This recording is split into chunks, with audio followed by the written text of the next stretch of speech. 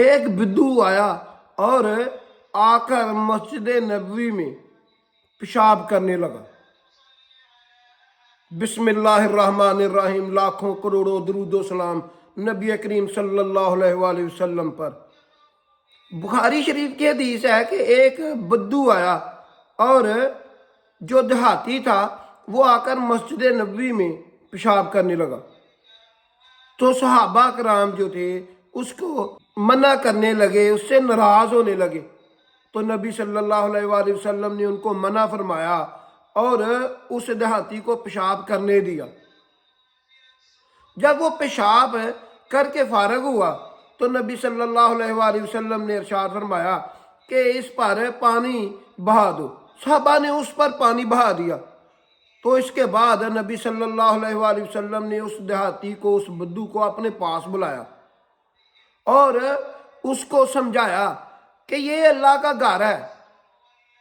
اور یہاں پر اللہ تعالیٰ کی عبادت کی جاتی ہے،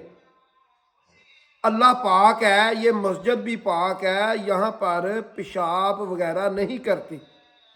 یہ ادب کی جگہ ہے، یہ پاک رکھی جاتی ہے۔ اور اس کو سمجھایا اور اس کو بتایا کہ میں اللہ کا نبی ہوں، آخری نبی اور رسول ہوں۔ وہ نبی صلی اللہ علیہ وآلہ وسلم کے اخلاق سے بہت متاثر ہوا اور دوڑ کر اپنی بستی میں واپس گیا اور جا کے 100 کے قریب جو لوگ تھے وہ لے کر آیا اور خود بھی وہ دار اسلام میں داخل ہوا، اور